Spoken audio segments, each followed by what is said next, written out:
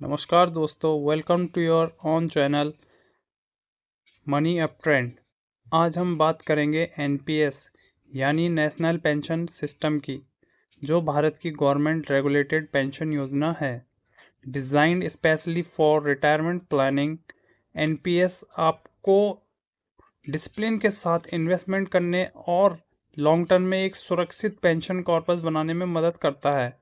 इस वीडियो में हम समझेंगे एनपीएस क्या है, कैसे खोलते हैं, कितना इन्वेस्टमेंट करना चाहिए, कितना मिल सकता है, टैक्स बेनिफिट्स क्या है और कौन कौन लोग एनपीएस में निवेश करके सबसे अधिक फ़ायदा उठा सकते हैं। अगर आप चाहते हैं कि रिटायरमेंट के समय आपकी इनकम कभी बंद ना हो, तो यह वीडियो आपके लिए बहुत महत्वपूर्ण है। एनपीएस एक डिफाइंड कंट्रीब्यूशन बेस्ड पेंशन योजना है, मतलब जितना आप इन्वेस्ट करेंगे उतना आपका पेंशन कॉर्पस बढ़ेगा। इसमें एक बैलेंस स्ट्रक्चर होता है। आपके पैसों को इक्विटी, बॉन्ड्स और गवर्नमेंट सिक्योरिटीज़ में इन्वेस्ट किया जाता है। इससे ग्रोथ भी मिलती है और सिक्योरिटीज़ भी। आपका जो जमा किया हुआ पैसा है वह रिटायरमेंट के बाद लाइफ टाइम पेंशन इनकम में बदल जाता है, जो फाइनेंशियल इंडिपेंडेंस देती है जब रेगुलर सैलरी नहीं मिलती। एनपीएस में दो प्रकार के अकाउंट होते हैं, टीयर 1 और टीयर 2। टीयर 1 पेंशन अकाउंट होता है जिसमें लॉक इन रिटायरमेंट तक रहता है और इसी पर सबसे ज़्यादा टैक्स बेनिफिट मिलते हैं। वहीं टीयर 2 अकाउंट वॉलेंट्री सेविंग जैसा होता है। आप पैसा कभी भी जमा और कभी भी निकाल सकते हैं, लेकिन टैक्स बेनिफिट केवल टीयर 1 पर मिलते हैं। इससे अगर लक्ष्य पेंशन और रिटायरमेंट प्लानिंग है तो फोकस टीयर 1 पर रखना चाहिए। एनपीएस का एक शानदार फ़ायदा है इसकी फ्लेक्सिबिलिटी। आप मिनिमम सिर्फ 1000 सालाना से भी अकाउंट एक्टिवेट रख सकते हैं और मैक्सिमम पर कोई ऑफिशियल लिमिट नहीं है।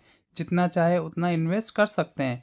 आप साल में कितनी भी बार जमा कर सकते हैं, मंथली, क्वार्टरली, ईयरली, पूरा कंट्रोल आपके हाथ में है।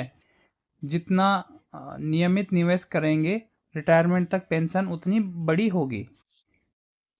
एनपीएस में रिटर्न्स मार्केट लिंक्ड होते हैं, यानी इक्विटी एलोकेशन के कारण रिटर्न्स ज़्यादा मिलते हैं, लेकिन साथ ही बॉन्ड्स और गवर्नमेंट सिक्योरिटीज़ स्टेबिलिटी देते हैं। आमतौर पर लंबे समय में एनपीएस रिटर्न ट्रेडिशनल इंस्ट्रूमेंट्स जैसे एफडी, आरडी या पीपीएफ से ज़्यादा होते हैं। हालांकि रिटर्न्स फ्लक्चुएट करते रहते हैं, लेकिन लॉन्ग टर्म हॉरिजन 20 से 30 साल होने पर ओवरऑल ग्रोथ काफ़ी अच्छी होती है। एनपीएस में लॉक इन रिटायरमेंट तक होता है, यानी 60 साल की उम्र के बाद विड्रॉल कर सकते हैं। उस समय पर आप 60% रकम टैक्स फ्री निकाल सकते हैं, एक बड़ी लमसम के रूप में। बाकी 40% से आपको एन्युटी खरीदी जाती है, जो आपकी लाइफ टाइम पेंशन बन जाती है। इससे रिटायरमेंट के बाद मंथली इनकम सुनिश्चित रहती है। एनपीएस टैक्स बचाने के मामले में अत्यंत शक्तिशाली है। सबसे पहले आप एटीसी के तहत 1.5 लाख तक डिडक्शन ले सकते हैं। इसके अलावा एनपीएस में एक स्पेशल एडिशनल बेनिफिट है, सेक्शन 80 CCD 1B, जिसमें एक्स्ट्रा 50,000 टैक्स डिडक्शन मिलता है। मतलब केवल एनपीएस से ही आप 2 लाख तक की टैक्स सेविंग कर सकते हैं। अगर आपका एम्प्लॉयर भी आपके एनपीएस में योगदान करता है तो वह भी टैक्स फ्री डिडक्शन माना जाता है। एनपीएस में इन्वेस्टमेंट एलोकेशन स्मार्ट तरीके से किया जाता है।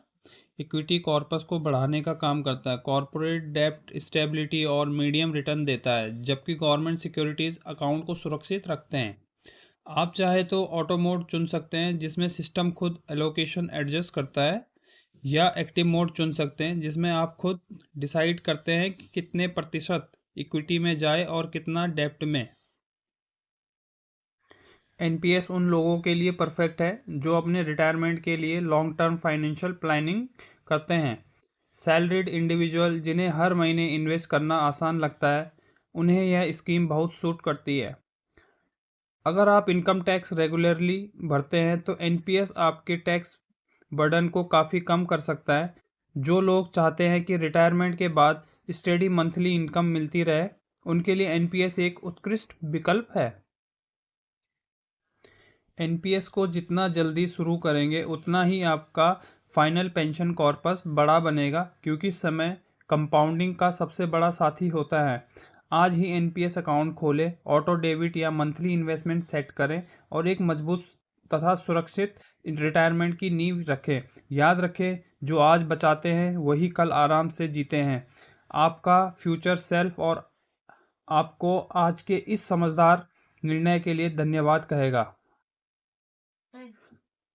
दोस्तों, उम्मीद है आपको एनपीएस के बारे में यह जानकारी समझ आई होगी और अब आप कॉन्फिडेंटली तय कर पाएंगे कि आपको रिटायरमेंट प्लानिंग के लिए कितना और कैसे इन्वेस्ट करना चाहिए।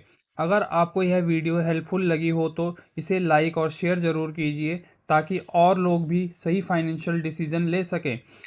चैनल को सब्सक्राइब करना मत भूलिए। हम और भी ऐसे वीडियोस लाते रहते हैं जो आपकी फाइनेंशियल जर्नी को मजबूत बनाने में मदद करते हैं। कमेंट में लिखकर बताइए आप एनपीएस कब शुरू कर रहे हैं और आपका इन्वेस्टमेंट प्लान कितना है। Thank you for watching. मिलते हैं अगले वीडियो में। तब तक के लिए खुश रहे, सुरक्षित निवेश करें और अपना फाइनेंशियल फ्यूचर मजबूत बनाते रहें।